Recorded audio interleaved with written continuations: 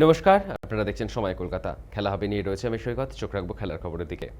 বিগত কয়েক বছরে বিভিন্ন ক্রীড়াক্ষেত্রে দুর্নীতি, পক্ষপাতিত্ব, যোগ্যতা সংক্রান্ত জালিয়াতি ও ক্ষমতার অপব্যবহারের অভিযোগ বারবার প্রকাশ্যে এসেছে। প্রায়শই অভিযোগ উঠেছে যে একজন প্লেয়ারকে খেলতে গেলে, দলে জায়গা করে নিতে গেলে, এমনকি একাডেমিতে ভর্তি হতে গেলেও তাকে টাকা দিতে হয়, টাকা দিতে বাধ্য করা হয়, যার ফলে ক্রীড়া প্রতিযোগিতার বিশ্বাসযোগ্যতা ক্ষতিগ্রস্ত হচ্ছে। প্রাক্তন সিএবি প্রেসিডেন্ট অভিষেক ডালমিয়া বাংলার ক্রীড়াক্ষেত্রে দুর্নীতি দমনের আবেদন পেশ করলেন রাজ্যের ক্রীড়ামন্ত্রী ইন্দ্রনীল খাঁর কাছে, যা পরে ময়দানে অনেকেই মনে করছেন চিঠিতে যে স্বনামধন্য ক্রীড়া সংস্থার কথা বলা হচ্ছে সেটা সিএবি।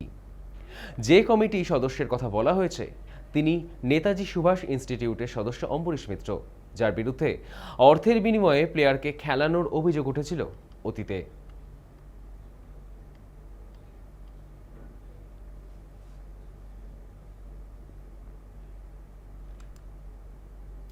আমেরিকান সঙ্গীত শিল্পী কেটি পেরি আর কানাডার প্রাক্তন প্রধানমন্ত্রীকে জাস্টিন ট্রুডোর প্রেম কাহিনী বরাবরই আকর্ষণীয়।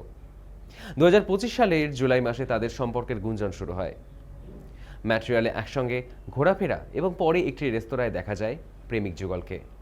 ধীরে ধীরে সমাজ মাধ্যমে প্রেমিকের সঙ্গে কাটানো মুহূর্ত শেয়ার করেন গায়িকা। এবার লস অ্যাঞ্জেলসে ফিফা বিশ্বকাপ 2026-এর উদ্বোধনী অনুষ্ঠানেও লাইমলাইট ছিনিয়ে নিলেন কেটি পেরি এবং জাস্টিন ট্রুডো। ক্যালিফোর্নিয়ার ইঙ্গলডে সোফাই স্টেডিয়ামে উদ্বোধনী অনুষ্ঠানে মাইক্রোফোন হাত থেকে নিয়ে পপুলার ওয়ান্ডারে ঝড় তুললেন। তাকে সঙ্গে দিতে দেখা যায় 10 বছরের খুদের নরওয়ের শিল্পী টিয়াস লুকারকে। এই যে গানের শুরু আর শেষ লাইনে তিনি কণ্ঠ দিয়েছেন। বিশ্বকাপের ময়দানেও জাস্টিন কেটির মাখো মাখো প্রেমের একাধিক মুহূর্ত ভাইরাল সোশ্যাল মিডিয়ায়। হাতে হাত রেখে গ্রুপ ডির ম্যাচ উপভোগ করেছেন এই প্রেমিক যুগল।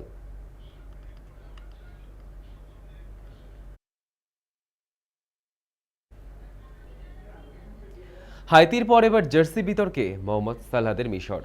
সালাদের 7 স্টার জার্সিতে আপত্তি ফিফার। প্রথম ম্যাচে নামার আগেই ওই জার্সি বদলে ফেলতে হবে মিশরকে, সাফ জানিয়ে দিল ফুটবল নিয়ামক সংস্থা। মিশরের জার্সিতে সামনের ব্যাজের ওপর 7টি তারা আঁকা রয়েছে। ওই তারাগুলি মিশর ব্যবহার করে নিজেদের 7বারের আফ্রিকার কাপ অফ নেশনস জয়ের প্রতীক হিসাবে। কিন্তু ফিফার নিয়ম অনুযায়ী বিশ্বকাপের জার্সিতে অন্য কোনো টুর্নামেন্ট জয়ের জন্য স্টার অর্থাৎ তারকা ব্যবহার করা যায় না। মিশর যেহেতু বিশ্বকাপ জেতেনি, তাই তাদের ওই 7টি তারা সরিয়ে নিতে নির্দেশ দেওয়া হয়েছে ফিফার তরফে।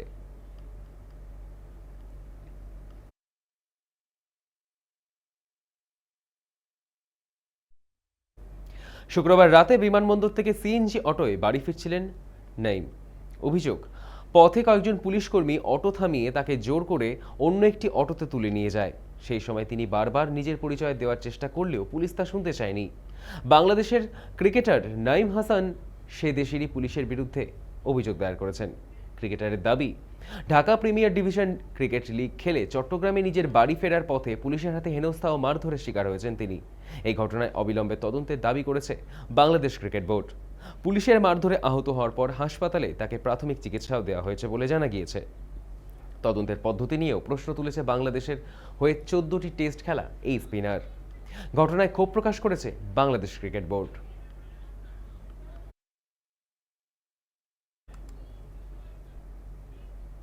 6টি বিশ্বকাপে অংশ নেওয়ার নজির গড়ার পথে ক্রিস্টিয়ানো রোনাল্ডো। মাঝেই মাঠের বাইরে ক্রিস্টিয়ানো রোনাল্ডোকে নিয়ে অজানা তথ্য ফাঁস করলেন তার প্রাক্তন সতীর্থ আলভারো মোরাতা। এককালে রিয়াল মাদ্রিদে রোনাল্ডোর সঙ্গে ড্রেসিং রুমে শেয়ার করেছিলেন মোরাতা। এহেন স্প্যানিশ স্ট্রাইকার জানিয়েছেন, তরুণ ফুটবলারদের প্রতি পর্তুগিজ তারকার মনের পরিধি ছিল বিরাট। রিয়াল মাদ্রিদ নিজের শুরুর দিনে স্মৃতিচারণ করতে গিয়ে তিনি জানান, তরুণ খেলোয়াড়দের প্রতি রোনাল্ডো ছিলেন খুবই যত্নশীল। তিনি আরও জানান, রোনাল্ডোর মতো ফুটবলারের সঙ্গে শুরুতে মানিয়ে নেওয়া কিছুটা কঠিন, তবে সময়ের সঙ্গে সঙ্গে তার ধারণা বদলে যায়। তিনি সবসময় খোলামেলা থাকতেন, সবসময় ভালো ব্যবহার করেছেন।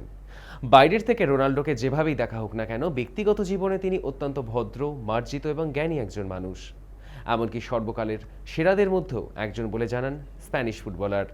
উল্লেখ্য, 17 জুন কঙ্গোর বিরুদ্ধে বিশ্বকাপ অভিযান শুরু করবে রোনাল্ডো পর্তুগাল।